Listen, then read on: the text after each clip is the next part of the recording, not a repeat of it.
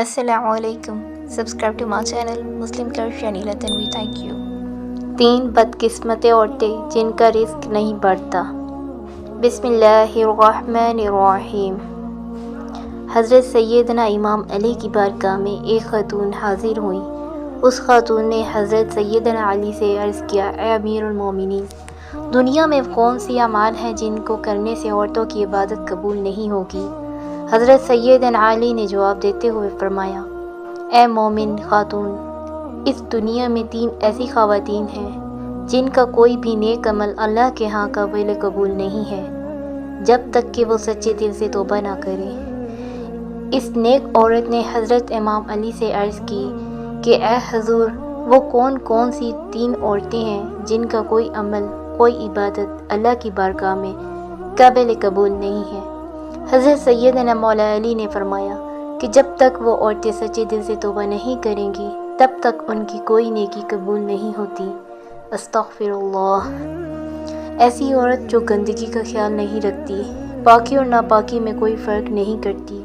حضرت سیدنا علی نے فرمایا، جب حضور اکرم صلی اللہ علیہ وآلہ وسلم معراج کی سیر کرنے کے لیے تشریف فرما تھے تو رسول اللہ صلی اللہ علیہ وآلہ وسلم نے جہنم میں ایسی عورت کو بھی دیکھا جن کو اللہ تعالیٰ نے سخت عذاب کا مستحق قرار دیا تھا۔ ان عورتوں کو اپنے اپنے گناہوں کے مطابق سزا مل رہی تھی۔ ان میں سے ایک ایسی عورت بھی تھی کہ جس کے پیروں کی سر کے بالوں کے ساتھ باندھ دیا گیا تھا، اس کی ٹانگیں کو سینے کے ساتھ باندھا گیا۔ حضرت سیدنا بی بی فاطمہ نے نبی کریم صلی اللہ علیہ وآلہ وسلم سے دریافت کیا، اے اللہ کے نبی، وہ عورت جن کے پاؤں، سر اور ٹانگیں جسم کے ساتھ باندھے ہوئے تھی، اس عورت کا ایسا کون سا گناہ تھا جس وجہ سے عورت دردناک عذاب میں مبتلا تھی؟ رسول اللہ صلی اللہ علیہ وآلہ وسلم نے فرمایا، اے میری پیاری بیٹی، جب میں نے اس عورت کو جہنم میں چیختے چلاتے ہوئے دیکھا تو میں نے جبرائیل علیہ السلام سے دریافت کیا کہ اس عورت نے کیا گناہ کیا ہے کہ اللہ نے اس عورت کو ایسی سخت سزا دی ہے؟ جبرائیل علیہ السلام نے فرمایا، اے اللہ کے نبی، یہ عورت ناپاک رہتی تھی، یہ پاکی اور ناپاکی میں کوئی فرق نہ کرتی تھی۔ جب اس پر غسل واجب ہوتا تھا تو یہ غسل کرنے میں تاخیر کیا کرتی تھی، کافی دیر ناپاکی کی حالت میں اپنا وقت ضائع کیا کرتی تھی۔ یہی وجہ ہے کہ اس کو دردناک عذاب سے دوچار ہونا پڑا۔ اسی لیے حضرت سیدنا علی نے فرمایا کہ ناپاک عورت کی کوئی عبادت قبول نہیں ہوتی۔ استغفر اللہ۔ ایسی عورت کی بھی کوئی عبادت قبول نہیں ہوتی جو اپنا سر پر دوپٹہ نہیں رکھتی۔ استغفر اللہ۔ اور غیر مردوں اور عورتوں کو اپنی خوبصورتی دکھانے کی خواہشمند ہوتی ہے، اس کی کوئی بھی دعا عبادت قبول نہیں ہوگی جو عبادت کے دوران اپنے سر کو ڈھانپ کر نہیں رکھتی۔ ایسی عورتوں کو یہ بات جان لینی چاہیے کہ یہ خوبصورتی ہمارے کسی کام نہیں آئے گی، بلکہ یہ تو الٹا ہمارے اوپر گناہ ہوگا۔ استغفر اللہ۔ حضرت سیدنا مولا علی نے فرمایا کہ بد اخلاق عورت کی بھی کوئی نیکی قبول نہیں ہوتی۔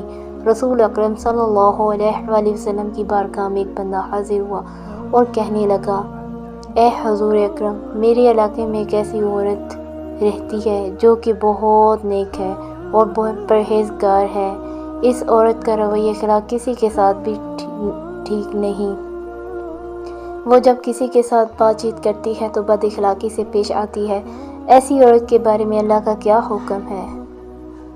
رسول اللہ صلی اللہ علیہ وآلہ وسلم نے فرمایا، اے اللہ کے بندے، بد اخلاق عورت کے لیے اللہ نے جہنم میں سخت عذاب تیار کر رکھا ہے۔ بد اخلاق عورت چاہے جتنے مرضی نیک کام کر لے، اگر اس کا اخلاق بہتر نہیں تو وہ جہنمی ہے۔ رسول اللہ صلی اللہ علیہ وآلہ وسلم کا فرمان ہے، تم میں بہتر وہ ہے جس کے اخلاق اچھے ہوں۔ ایک اور بندہ رسول اللہ صلی اللہ علیہ وآلہ وسلم کی بارگاہ میں حاضر ہوا اور کہنے لگا، اے اللہ کے رسول، ہمارے محلے میں ایک ایسی عورت ہے جس نے کبھی کوئی نیک کام نہیں کیا۔ اس عورت کا اخلاق ہر انسان کے ساتھ اچھا ہے، وہ جب بھی کسی کے ساتھ بات کرتی ہے تو حسن سلوک سے پیش آتی ہے۔ ہمارے علاقے کا ہر مرد اور عورت اس عورت کے اچھے اخلاق کی وجہ سے اس کی عزت و احترام کرتے ہیں۔ اس بندے کی بات سن کر حضور صلی اللہ علیہ وآلہ وسلم نے فرمایا، ایسی عورت جنت میں داخل ہوگی۔ سبحان اللہ۔ اللہ سے دعا ہے وہ ہمیں نیک اعمال کرنے اور برائیوں سے دور رہنے کی توفیق عطا فرمائے، آمین ثم آمین، اور رسول اللہ صلی اللہ علیہ وسلم سے بے پناہ محبت عطا فرمائے، آمین یا رب العالمین۔ اللہ پاک ہم سب سے راضی ہو۔ اگر آپ نے اب تک میرے چینل کو سبسکرائب نہیں کیا تو پلیز سبسکرائب کریں شانیلا تنویر چینل کو۔